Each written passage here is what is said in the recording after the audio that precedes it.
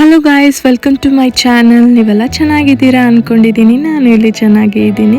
ನಾನಿವತ್ತು millet vegetable pulao ಲಂಚ್ಗೆ ಕೊಟ್ಟು ಕಳಿಸ್ಬೇಕಿತ್ತು ಮಕ್ಕಳಿಗೆ.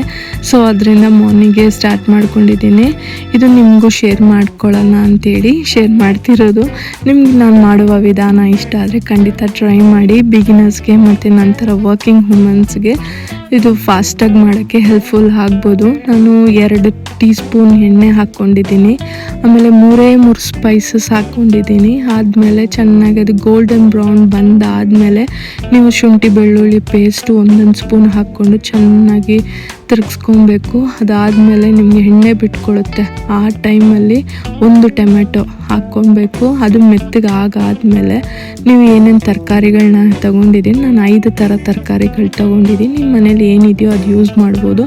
ತರಕಾರಿಗಳು ಸ್ವಲ್ಪ ಜಾಸ್ತಿ ತೊಗೊಂಡ್ರೆ ಟೇಸ್ಟ್ ಸಕ್ಕದಾಗಿರುತ್ತೆ. ಅದಾದಮೇಲೆ ಖಾರದ ಪುಡಿ, ಅರಿಶಿನ ಪುಡಿ, ಸಾಂಬಾರು ಮಸಾಲ, ಧನಿಯಾ ಪುಡಿ, ಪೆಪ್ಪರ್ ಪುಡಿ ಹಾಕಿ ಚೆನ್ನಾಗಿ ಮಿಕ್ಸ್ ಮಾಡಿಕೊಂಡು ಹಸಿ ಸ್ಮೆಲ್ ಹೋಗೋವರೆಗೂ ಹುರ್ಕೊಳ್ಬೇಕು.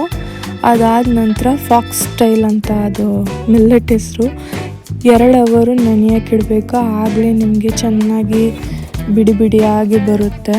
ಅದಾದ ನಂತರ ಯಾವ ಬಟ್ಲಲ್ಲಿ ತಗೊಂಡಿರ್ತೀರೋ ಮಿಲ್ಲೆಟ್ನ ಅದೇ ಬಟ್ಲಲ್ಲಿ ಈಗ ಅರ್ಧ ಬಟ್ಲು ಮಿಲ್ಲೆಟ್ ತಗೊಂಡಿದ್ರೆ 1.5 ಕಪ್ಪಷ್ಟು ನೀರು ಹಾಕಬೇಕು.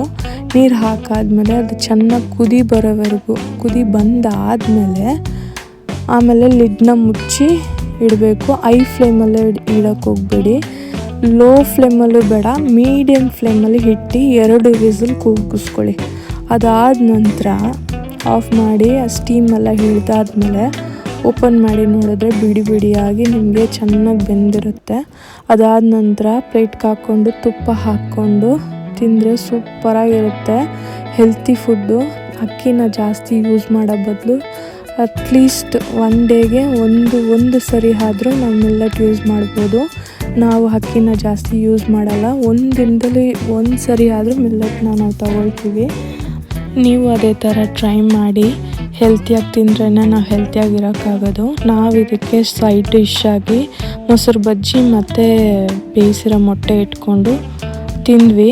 ಲಂಚ್ಗೂ ನಾನು ಅದೇ ಪ್ಯಾಕ್ ಮಾಡಿ ಕಳಿಸ್ದೆ. ಇಷ್ಟು ಸಮಯ ನಾನು ಕೊಟ್ಟಿದ್ದೀನಿ. ನನ್ನ ತುಂಬ ಹೃದಯದ ಧನ್ಯವಾದಗಳು. Love you all. ಬಾಯ್.